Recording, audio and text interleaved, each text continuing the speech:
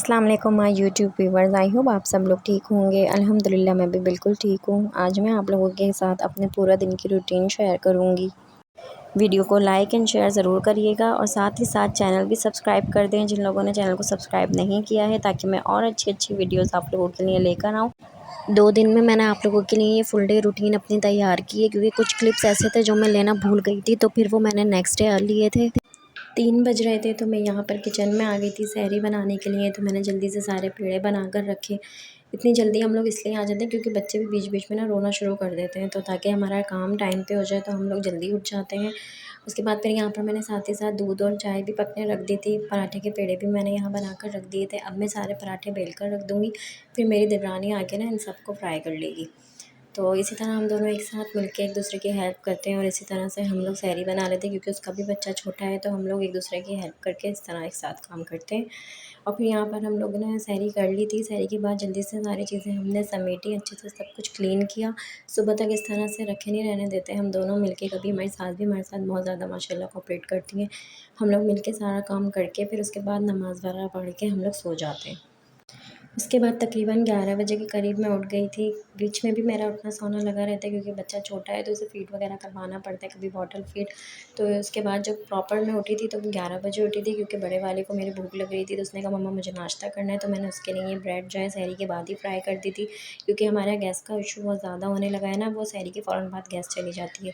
तो मैं सारी उनकी लंच की और नाश्ते की जो भी तैयारी होती है ना, पहले ही कर रख देती हूँ। तो इसको नाश्ता करवाने के बाद छोटा भी उठ गया था, तो फिर मैंने छोटे के लिए भी सेरेलैक रेडी किया, इसको सेरेलैक खिलाया। इसको सेरेलैक खिलाने के बाद ये अपना खेल में लग गया था। उसके बाद फिर मैंने अपने कमरे की सफाई की। मैं अपने आप को जब देखती हूँ ना कि मैं शादी के बाद लड़कियों में कितना ज़्यादा चेंज आ जाता है ना, हम वही लड़कियाँ होती हैं। अगर मैं किसी और का तो मुझे नहीं पता, लेकिन अगर मैं अपना बताऊँ तो मैं शादी से पहले ऐसी थी कि जब मैं रोज़ा रखती थी ना, तो मैं अपनी अम्मी से कहती थी कि मैं सहरी के बाद ही सफाई कर लूँगी और आपने मुझे उठाना नहीं है।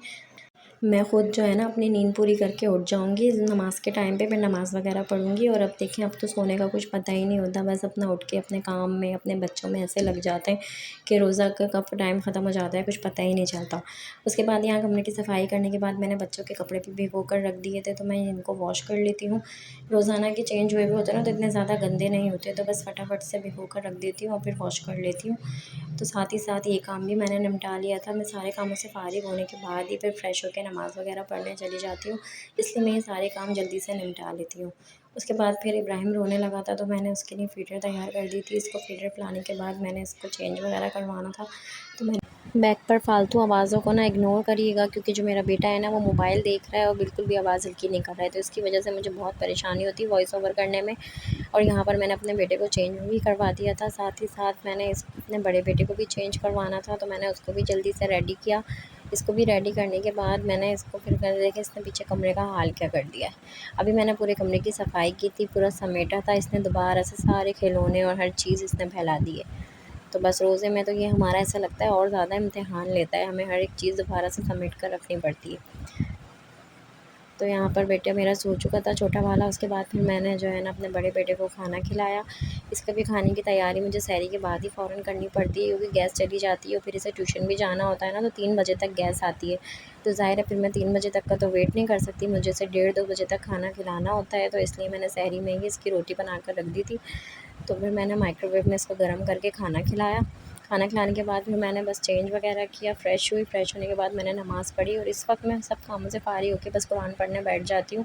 फिर बच्चों से भी फ़ारिग हुई भी होती हूँ ना, तो मेरा यही होता है कि मैं एक दफ़ा ही ना बिल्कुल बस अपना कुरान लेकर बैठ जाऊँ, पूरा जितना मैं पढ़ सकती हूँ इस वक्त मैं पढ़ लूँ।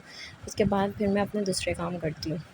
तकरीबन 2 घंटे तक मैं मुस्तकिल कुरान पाक ही पढ़ती हूँ, क्योंकि इस वक्त बेटा सो रहा होता है, बड़ा बेटा ट्यूशन गया हुआ होता है, तो मेरे पास फ़ारिग टाइम होता है।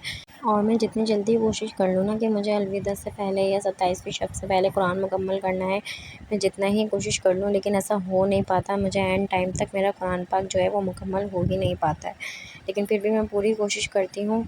उसके बाद फिर यहाँ कुरान पढ़ने के बाद मैंने देखा कि इब्राहिम रोने लगा था, तो मैं उसके लिए दलिया बना कर ले आई थी और इस वक्त गैस भी आ चुकी थी। इसको दलिया खिलाने के बाद मैं चली गई थी किचन में, और यहाँ पर आप देखें हमारी सास ने हमारी सारी तैयारी कर रख दी थी। उन्होंने दही बड़ों के लिए यहाँ पर फुल्कियाँ भिगो कर रख दी थी, शरबत भी बना कर रख दिया था, सिर्फ हमें बर्फ़ डालनी होती है। उसके अलावा वहाँ पर यहाँ चटनी की तैयारी कर रख दी थी, क्योंकि लाइट गई हुई थी। और उसके अलावा यहाँ पे पालक के पकौड़े की और फिर प्याज वगैरह मिर्चें पकौड़ों में तलनी थी, बेसन भी साथ ही साथ उन्होंने घोल कर रख दिया दिया था। यहाँ पर काफ़ी सारा काम उन्होंने यहाँ पे कर दिया था, कटिंग का भी। तो यहाँ पर छोले मुझे बनाने थे, तो मैंने आकर जल्दी से सारी छोलों की तैयारी की। तो इसकी रेसिपी मैं आप लोगों के साथ ज़रूर शेयर करूँगी। और उसके अलावा यहाँ पे सहरी के लिए मैं हमारी सास ने सालन भी बना कर रख दिया था, क्योंकि अफ्तारी के भी फ़ौरन बाद जो है ना गैस चली जाती है। तो यहाँ मेरे छोले बन चुके थे, इसकी रेसिपी मैं आपके साथ ज़रूर शेयर करूँगी। और मेरी देवरानी जो है वो पकौड़े फ्राई कर रही है। और फिर मैं यहाँ आ गई थी, असर की नमाज़ का वक्त था, तो मैं असर की नमाज़ पढ़ने आ गई थी। असर की नमाज़ पढ़ने के बाद यहाँ पे तकरीबन 6 बज रहे थे इस वक्त। तो मैं चली गई थी टेबल लगाने के लिए, ताकि फिर हम लोग जल्दी बैठ जाए ना। तो फिर दुआ का टाइम होता है, तो उस टाइम पे हमें दुआ मांगनी चाहिए, बहुत ही अफजल टाइम होता है ये। तो हम लोग थोड़ी देर पहले ही बस अफ्तारी लगा कर बैठ जाते हैं। और यहाँ पर हम अफ्तारी से फारिग ही हुए थे। तो मैं आपको टेबल का हाल दिखाती हूँ। हर घर में शायद यही हाल हो रहा होता होगा अफ्तारी के बाद जो है ना, टेबल का, या जो लोग नीचे दस्तरखान बिछाते हैं उनका। और साथ ही साथ किचन का भी हाल कुछ इसी तरह का हो रहा होता है। उसके बाद बस फिर हम लोगों ने सब समेटा। मैंने यहाँ पर टेबल क्लीन कर दी थी। किचन मेरी देवरानी और अम्मी मिलकर कर रही थी, क्योंकि मुझे जाना था मार्केट बच्चों की शॉपिंग करने के लिए। तो यहाँ मैं जल्दी से अपने रूम में आ गई थी। मैंने दोनों बच्चों को रेडी किया। पहले मैंने अपने छोटे बेटे को रेडी किया और बड़े बेटे को मेरे हस्बैंड रेडी कर रहे थे। तो मैंने उनसे बोला कि आप इसकी ज़रा सी क्लिप ले लें। तो यहाँ मैं इसको रेडी कर रही थी। मेरी कोशिश होती है मैं बच्चों को जब भी बाहर लेकर निकलूँ ना, तो बहुत अच्छे से तैयार करके हर एक चीज़ उन्हें पहना कर लेके, भले ही अभी छोटा है चल नहीं सकता, लेकिन मेरी बहुत ज़्यादा ना कोशिश होती है कि मैं अच्छे से इनको जो है ना तैयार करके ही बाहर लेके निकलूँ, शूज़ वगैरह पहना के। वरना बाज़ लोगों को तो मैंने देखा है कि बच्चों को शूज़ वगैरह, सॉक्स वगैरह कुछ भी नहीं पहनाते और बस ऐसे ही बाहर लेकर निकल जाते हैं। मुझे नंगे पाँव ना बच्चे बाहर बहुत ज़्यादा बुरे लगते हैं, फिर चाहे वो गोद वाले ही बच्चे क्यों ना हो। तो यहाँ मैंने जल्दी से इब्राहिम को रेडी किया। रेडी करने के बाद मैंने देखा कि इब्राहिम के ना पजामे की सिलाई उधड़ रही, क्योंकि आप लोगों को पता है ये छोटे बच्चों के कपड़े होते हैं ना, सिर्फ ओवरलॉक ही हुए हुए होते हैं। उसके बाद मैंने दोबारा से इसकी पैंट चेंज की यहाँ पर। उसके बाद फिर हम लोग निकल गए थे बाहर। मैं कोई भी रिकॉर्डिंग नहीं करूँगी, क्योंकि आपको पता है एक तो आजकल हालात कैसे हैं बीच रोड पे, तो रिकॉर्डिंग करना सवाल ही मेरा पैदा नहीं होता, क्योंकि बहुत ज़्यादा स्नैचिंग होने लगी है। तो बस हम लोग यहाँ पहुँच चुके थे। मैं बाहर से आप लोगों को ये प्लाज़ा दिखा देती हूँ, सेंट्रल प्लाज़ा में है। यहाँ पे हमसा मदर केयर के नाम से बच्चों की बहुत ही ज़बरदस्त वैरायटी होती है। आप लोग भी यहाँ आएँ और ज़रूर विज़िट करें, बहुत ज़बरदस्त यहाँ पे बच्चों की चीज़ें मिलती हैं। तो शॉपिंग यहाँ पर हमने कर ली थी। तो बस अब हम लोग यहाँ पर काउंटर पर आ गए थे। उसके अलावा मैंने अंदर कोई भी रिकॉर्डिंग इसलिए नहीं, क्योंकि बहुत ज़्यादा रश था और बच्चों के कपड़ों में ना बहुत ज़्यादा दिमाग लगाना पड़ता है, साइज़ वगैरह देखने पड़ते हैं। तो मैंने अपने दोनों बेटों की चीज़ें जो हैं वो ये सेम ही ली हैं, मैं आप लोगों के साथ ज़रूर शेयर करूँगी। और बस फिर हम लोग अपने घर गए थे, अम्मी के घर। वहाँ से मैंने अपने बड़े बेटे को लिया, क्योंकि मैं उसे साथ लेकर नहीं जाती। उसे ऐसी जगहों पे साथ ले जाओ ना, तो कपड़े तो इतने नहीं होते जितने वो खिलौने ख़रीद कर ले आता है। तो हमने उसे अम्मी के घर छोड़ दिया था, ताकि हम लोग सुकून से जो है ना शॉपिंग कर सकें। और छोटे वाले को मैं अपने साथ ले गई थी। बस फिर उसके बाद उसे घर से लिया और फिर हम लोग घर आ गए थे। यहाँ आप देखें बेड का हाल क्या हो रहा है। तो जल्दी से हमने अपना बेड क्लीन किया और हस्बैंड और बच्चे सो चुके थे। अब मैं भी बहुत ज़्यादा थक चुकी हूँ, मुझे बहुत ज़्यादा नींद आ रही है। फिर यहाँ पर आप टाइम देखें कितना ज़्यादा लेट हो चुका है। वीडियो पसंद आई है तो वीडियो को लाइक एंड शेयर करना मत भूलिएगा, और चैनल को सब्सक्राइब ज़रूर कर दिएगा। दुआ में याद रखिएगा, अपना बहुत ज़्यादा ख्याल रखिएगा। अल्लाह हाफ़िज़।